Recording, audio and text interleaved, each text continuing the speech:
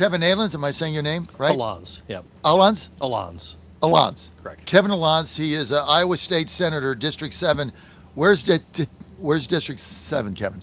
Northwest Iowa, so Sioux City, Northwest Iowa, and then the rural area all around that. We were just in Sioux City yesterday. Yep. Well, Yeah, we had a full house, and of course you're in Des Moines, obviously because the General Assembly's in session.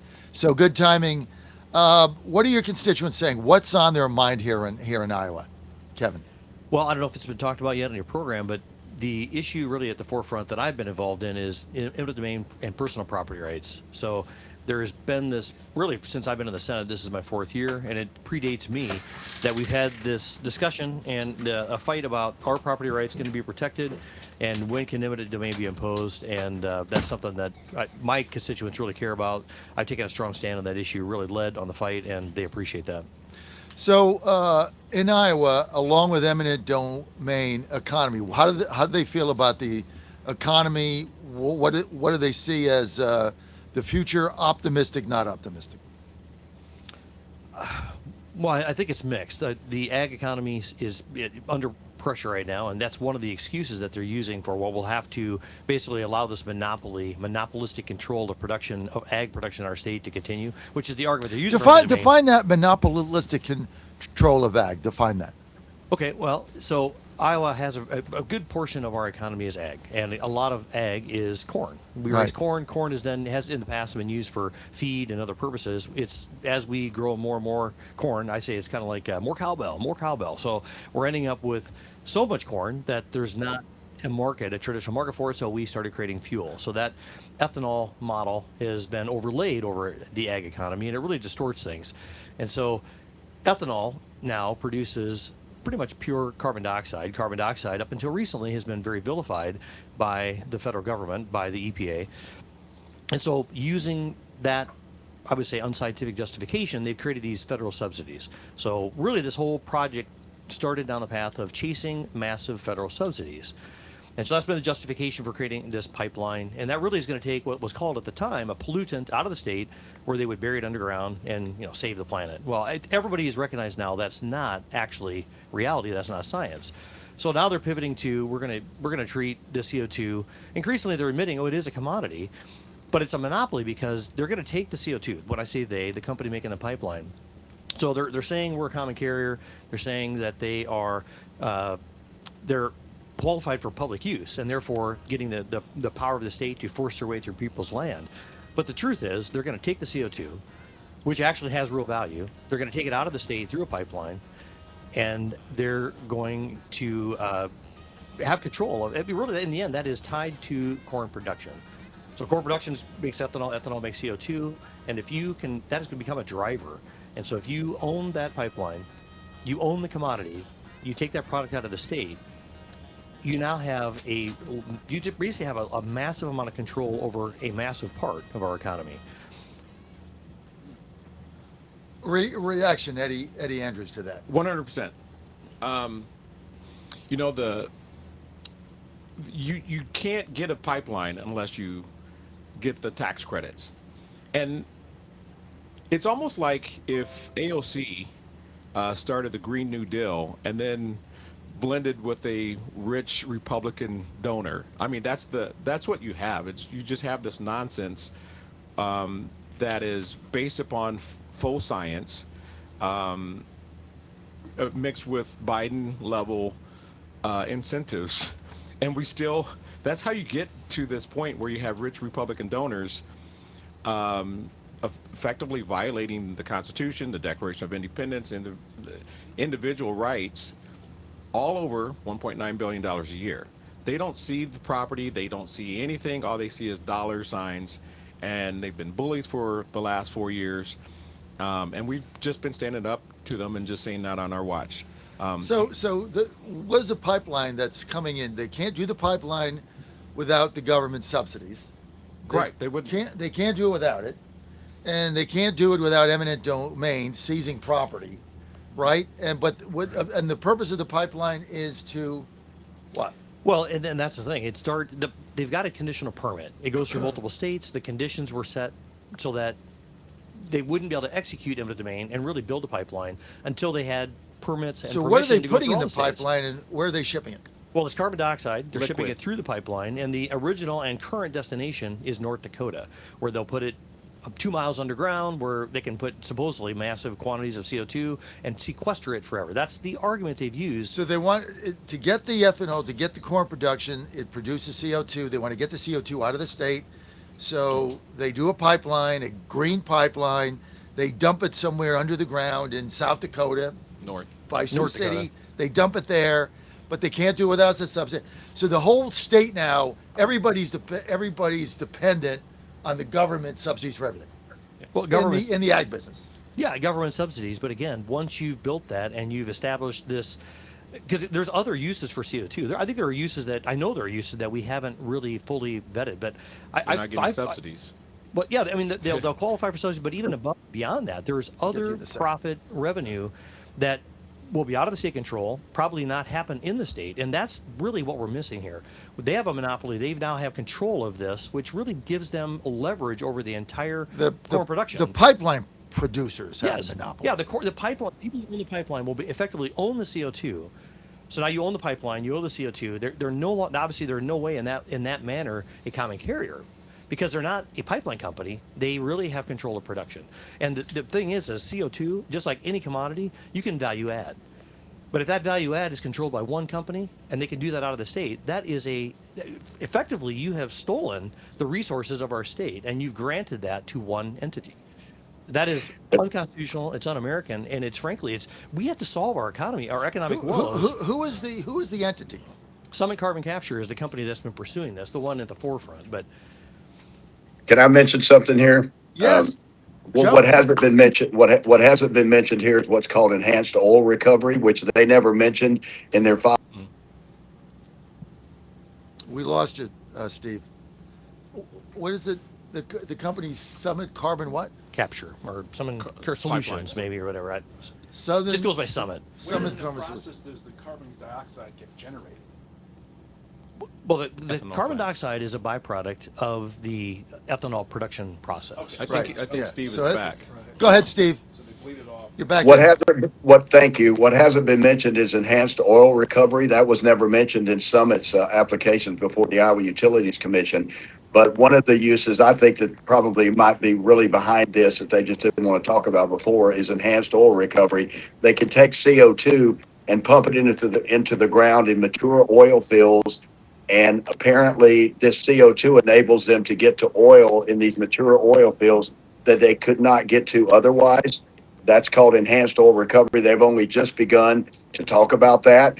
May I add that it's great to be here with Senator Lons. He didn't mention this, but he is the reason he led the 12 in the Senate. He is the reason that we were able to get a piece of legislation to the floor in the Senate finally last year and get it passed and sent to the governor. Unfortunately, she vetoed it. But had it not been for Senator Alon's in the Senate, all the efforts we've made in the House would have been in vain. So I can't say enough about his leadership in the Senate, and I know he's trying again this year. But everything he says is exactly right. It's an economic development project that doesn't fit the constitutional standard for public use, and so the fight continues. But I really appreciate his leadership in the Senate on this issue. 100%. Let's get to U.S. Senate candidate Jim Carlin. Jim, is this one of the issues that you're running on? Sure. I mean, it's private property rights, right? So Right. When you have private sector taking based on eminent domain, it's unprecedented. And that's the concern. Farmers basically are having their ground taken against their will by a private sector company that I don't think has really made its case to justify that kind of taking. The public use requirement has not been met.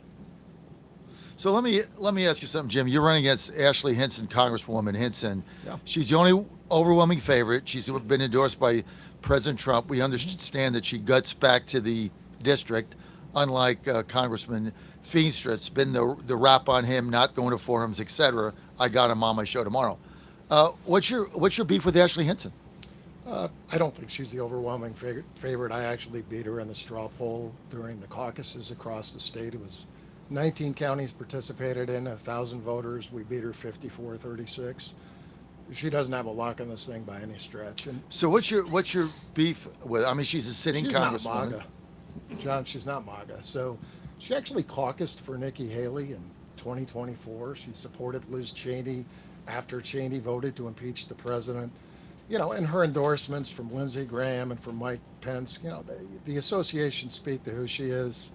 She voted to continue funding a USAID and NED, and you know what that is. That's a deep state slush fund that was used against President Trump. And it's probably being used up in Minneapolis right now. So, you consider those things, and when your own country's borders are being overrun and you're voting for 100 billion to Ukraine, that's not America first. She's not a legit America first candidate. What are when you go out and you're talking to Iowans? Tell me what they're saying. Kevin alluded to this. I think they're feeling squeezed. I think seniors are feeling squeezed. Middle class working families are feeling squeezed. President Trump did some good things with overtime and with helping out with Social Security and tips and things like that. But I think they're feeling squeezed economically right now because the inflation generated by massive government spending, and we need to come up. Inflation, in my view, basically is incentivized by the government as it sits right now, to the detriment of regular working people. What's your background? I served actually in the state house like Kevin. Kevin actually took my seat for 6 years. Did a lot of work for veterans, exposed elder abuse in the Iowa Veterans Home. The commandant there got fired. Got the Veterans Trust Fund reinvested, so it now makes 10 times as much money for veterans in need. A forced passage of the heartbeat bill, first of its kind in the nation, with 3 Senate colleagues. We basically said, if we don't get a heartbeat bill, you don't get a budget, and it worked. I wrote the state's active shooter bill. I wrote some bills to keep boys in boys' rooms and girls in girls' rooms, and radical gender ideology out of our classrooms. And I did some work on senior property tax free stuff. Like that's a big thing for them. But the housing sector, the healthcare, this, student loans, all those things, the cost of way up because of the government's involvement in those things. Tell me about the straw poll you won. What was that? Yeah, so with the caucuses, it's not the same as a presidential caucus, so the turnout isn't the same, right? But I think it was a sample size of about 900 or so people. And, if we didn't count our own home county, we were winning in the rest of the state by a wide margin. Our message is getting out. I mean, people know who's legit MAGA. Iowa is a MAGA state, and Iowa is an informed state. Is it the MAGA epicenter? You got to believe that it's right in the heart of it. I think that's well said, John. What do you think? Well, I was just doing some research a couple nights ago, putting AI to work and trying to figure out where the Senate districts are. In this case, I was looking at the Senate districts across the state, and Trump did really well, did better than registration. So I would say the numbers do back it up. That Iowa really went. We're here because Saxman and I are here on this bus tours here. Only because you have to, obviously the caucus is coming up in 2 years. We always go to those. We decided to go in the middle, but I believe that your caucus in 28 is going to pick the next president and the leader of MAGA. Yeah. I also believe that Iowa, a year ago, I thought Las Vegas was going to become the center of MAGA. I really did. We thought about buying a radio station there. We looked at it, and I don't know, it fizzled. Now I think it's Iowa. I think Iowa's now the heartbeat of MAGA because you guys got this figured out. And this is just my 30-second narrative. Had Kim Reynolds not backed DeSantis, she would have been Trump's vice president. Right now, she'd be running for president. That was like the stupidest thing she ever did because she would have been his VP choice. No question about it. Right now, she'd be the favorite. She'd be the favorite to win. Absolutely. And now she's, got to ride off in the sunset because she backed her friend, the Governor DeSantis, whose campaign it was a disaster, to say the least. The more people he met, he's a great governor, but it was like Cruz. The more people he met, the more people didn't like him. I don't know how you figure that out. But that's what happened. But I think you guys are the epicenter. So the straw poll, is that representative? I think it is. Do you have enough money to compete? It's a bad sample size. On the money end, look, she's got the donors, and people think they elect candidates. John, you know this. They elect donors, and her votes are largely defined by her donors. that's a line that I'm not going to cross. I'm going to represent the people. And I've done that. For 6 years in the State House, I did that. And, the thing is this, and you just said this. Iowa didn't support McCain. Iowa didn't support Romney. Iowa did support President Trump all 3 elections, which I did. I didn't refuse to endorse him in 2020 like Ashley Hinson did. And I certainly wouldn't have dreamed of caucusing for Nikki Haley, John. So Iowa's a MAGA state, and I think when we get our case made and we get our message out, I think we're going to win. Chris Saxon, the Nikki Haley's that's a tough argument. That is a tough It's one. like, share that. We haven't met yet, Chris Axman. Yeah, it is. It's a point. It's a data point. And I think we talked on one of your shows earlier this week. Politics is about the future. We can talk to past votes and great work in the legislature. I was in the House in Virginia for 4 terms, and I'd go home and say, "Here's what I did," and they go, "We don't care." You're right. What are you going to do for us? Right. And that's what politics is. Sure. It's always about the future. And this is why this eminent domain fight is so important, because it's about the future. It's a future-oriented, fixed point on the map politically. Like you can target that, and once you take care of that, you go on to something else, because the public is never satisfied. That's just the job. It's a complaint department, right? And That is what it is is. what it is. That's democracy, right? What are you gonna do for me next? It's Janet Jackson. What have you done for me lately? And it's all about the future. It's all about, and what we're seeing right now. I'm talking to Jim Carlin. No, and the Mike, the guy who owns this place. Oh, Mike Whalen. Whalen, yeah, great guy the other day. Great guy. Oh, fantastic. You want to talk about a great businessman? I said, so how's business? We were downloading for an hour about his business, how it started. But what he was talking about was his restaurant servers realizing the tax returns, since they're filing them electronically right now, they're realizing the money's coming back to them. They're going, oh my God, I'm getting this much back? These are restaurant servers. Because the no tax on tips finally is coming back to them. And that's the future. They're starting to see this. They're starting to say, oh, wait a second, what's happening here? And that's why we're here in Iowa, is to check out what's going on the ground. Iowa 4, new congressman looking like Chris McGowan's on his way here. We met him, had dinner the other night with him up in Sioux City. Great town. Really enjoyed our trip up there. So it's about the future. It's always about the future. And that's what's so, I think, powerful about American politics. How do you beat Hinson? Now, she has all the money. She's got Trump's endorsement. They want to win the Senate seat, obviously. So based on that, she is the favorite, straw poll or not. I've seen the other polling. She is way ahead in the public polling. So how do you turn the corner and make this a competitive race? I don't think she's that. The public polling thing. Yeah, they got her up by 15. Nah, well, I don't know. I don't know that. I don't. Not from what I'm hearing. Anyway, how do you be competitive? So I actually started a thing called the Iowa Liberty Network, and I have people all across the states. Our grassroots ground campaign is far better than hers. I mean, we're getting out to way more places than she is. We're actually showing up for central committee meetings where grassroots engaged people show up. She's not showing up for those. She's showing up for these orchestrated events where she doesn't have to answer questions or engage with people like you, John, at all.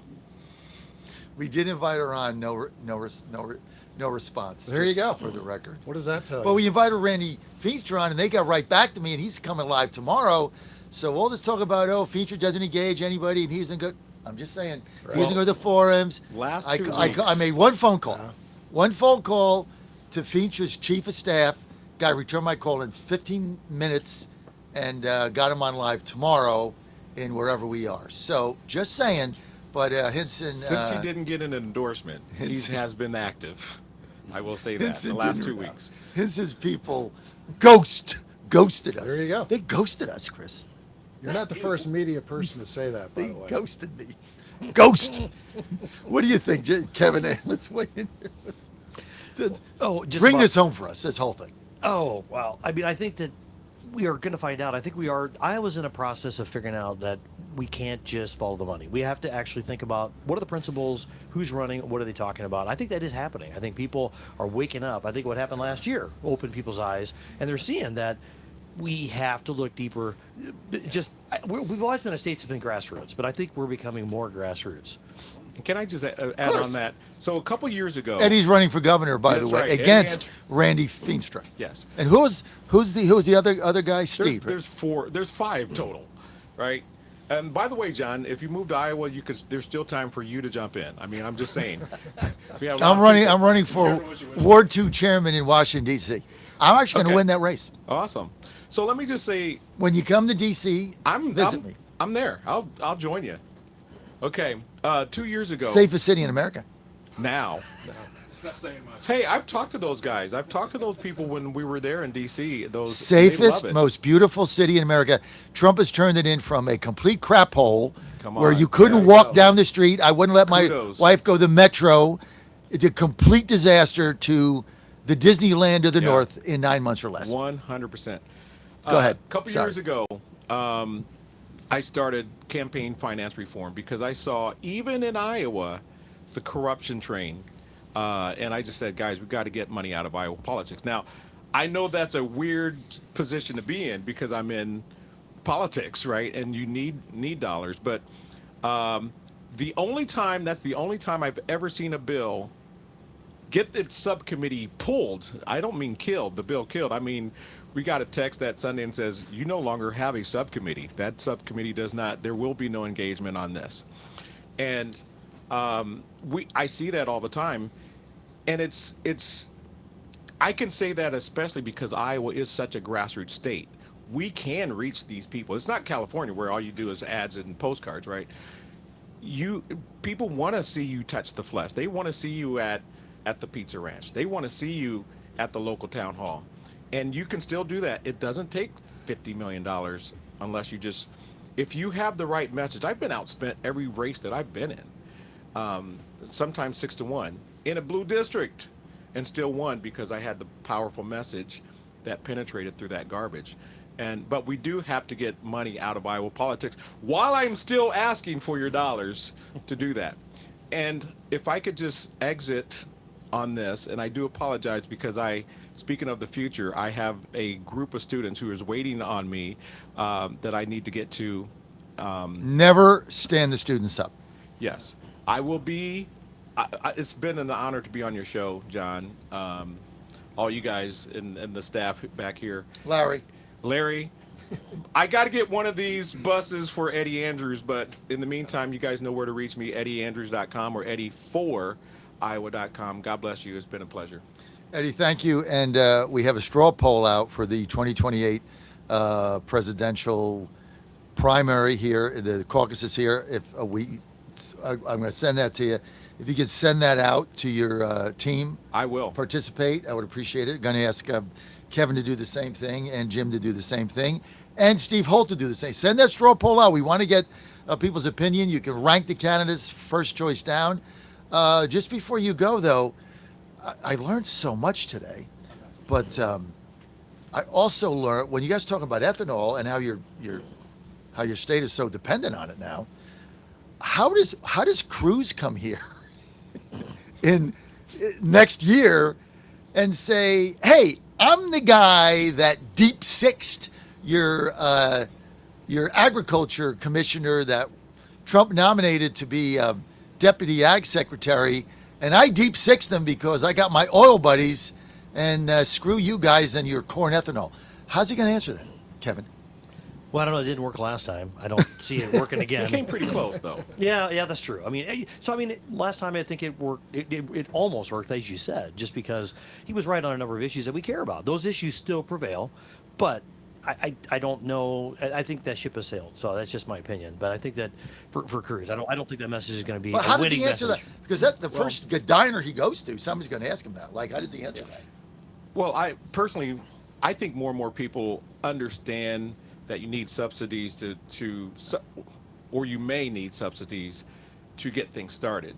But as an industry matures, I mean, I don't think there are that many Iowans who think subsidies should exist for almost anything long term. And so I think that's not unlike a lot of Iowans right now. I think he meshes with a lot of Iowans, and so we'll see how far that is. But I don't think he's out of touch with Iowa. We'll see. I don't think so either. But I don't think he has. certainly that. What? I don't think he has a viable candidacy going forward. I don't even think he's in the conversation really. All right. We want to thank Eddie for being Thank you. with us. Been my You pleasure. guys can hang. We're going to go to a quick break, and then we're going to. We've still got Steve Holt with us. We've got Kevin Halens. Alon's, yep. Alon's, got to say your name right. Kevin Alons, State Senator, Iowa District 7, and Jim Carlin, who was running for U.S. Senate, trying to upset, I guess, the common knowledge in D.C. I'm just giving you the D.C. perspective because that's where I live. So I'm inside the bubble in the White House every day. Common knowledge is going to be the nominee. That's common knowledge. Or the thinking In DC. inside the Beltway. Yeah. Where I Because live. we know that reality's a little Insiders. distorted there. Well, that's why we come out here, dude. Right? Because you glad get you a came certain out. perspective in D.C. The Saxman knows this, that you don't get when you come out and talk to people, which is why we're here. Okay, we're going to take a quick break. We're going to be right back. I got J. Ron Smith coming up, bottom of the hour. One of my other favorite topics, Safe Supervision Act. We're going to be talking to J. Ron, former senior White House official, and an FOJ. You know what an FOJ is, Andrew? No, sir. Eddie Andrews, friend of John. Very, very select club. Saxman's in it. Friend of John. FOJ, friend of I John. got you to 8. Under a dozen. Kevin, people want to follow you. How do they get to you? Oh, well, I've got a website. What is it? That's alonsforsenate.com, which I haven't really spent a ton of time keeping up to date. I've been so busy here at the session. Email me. I give you my phone, but I'm not going to put that on the air, I guess, today. But email is probably the best thing, kevin.alons@legis.iowa.gov. And, yeah, just reach out, and I'll get back to people. I appreciate everybody's support, and looking to see how the session turns out. I'm going to keep fighting for eminent domain and several other really conservative issues, and glad to support and endorse Trump early on, and I'd love to see what he's done.